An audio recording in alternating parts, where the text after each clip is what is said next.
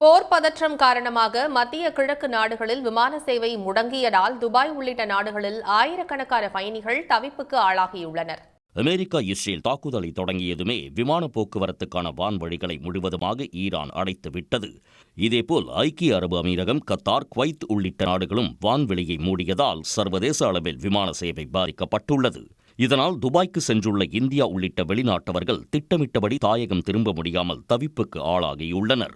உலகின் மிகப்பெரிய விமான நிலையமான துபாய் விமான நிலையம் முடங்கியதால் பயணிகள் கவலையோடு காத்திருக்கின்றனர். We're not really worried, even though we've heard about the bombings and it's like alarming and all of that. But I think the one thing that I'm worried about is my flight, because I'm supposed to fly back to my home country in 2 days and I'm supposed to be elsewhere. So that is the only thing that I'm worried about. Iran தாக்குதலால் இஸ்ரேலில் எச்சரிக்கை ஒலி எழுப்பப்பட்டதால் அந்நாட்டவர்கள் பங்கர்களில் தஞ்சமடைந்தனர். ஐக்கிய அரபு அமீரகம் தனது குடிமக்களை வீட்டுக்குள்ளேயே பாதுகாப்பாக இருக்குமாறு குறுஞ்செய்தி மூலம் வலியுறுத்தியுள்ளது. இதேபோல் கத்தாரில் தனியார் மற்றும் அரசின் அனைத்து பொது நிகழ்வுகளையும் ரத்து செய்து அந்நாட்டு அரசு அறிவித்துள்ளது. ஈரான் மீதான தாக்குதலுக்கு வெனிசுலா உள்ளிட்ட நாடுகள் கண்டனம் தெரிவித்துள்ளன. அதே நேரத்தில் ராணுவ தாக்குதலை கைவிட்டு பேச்சுவார்த்தையில் தீர்வு காண பிரதமர் மோடி, ரஷ்யா, கத்தார், துருக்கி உள்ளிட்ட நாடுகளின் தலைவர்களும் வலியுறுத்தியுள்ளனர்.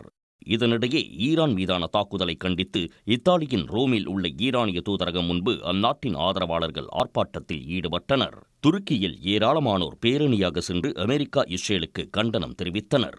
அதே நேரத்தில் ஸ்பெயினில் உள்ள ஈரானிய புலம்பெயர்ந்தோர் அமெரிக்கா மற்றும் இஸ்ரேல் தாக்குதல்களை வரவேற்று கொண்டாட்டத்தில் ஈடுபட்டனர்.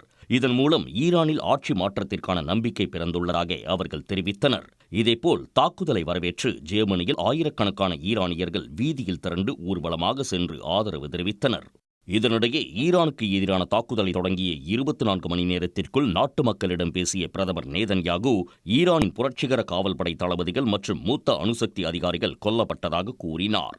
ஈரானில் ஆட்சி மாற்றத்திற்கு உருவாகியுள்ள வாய்ப்பை அந்நாட்டு மக்கள் பயன்படுத்திக் கொள்ள வேண்டும் என்று அழைப்பு விடுத்துள்ளார். உடனுக்குடன் செய்திகளை தெரிந்து கொள்ள சன் நியூஸ் பெல் ஐகானை கிளிக் பண்ணுங்க.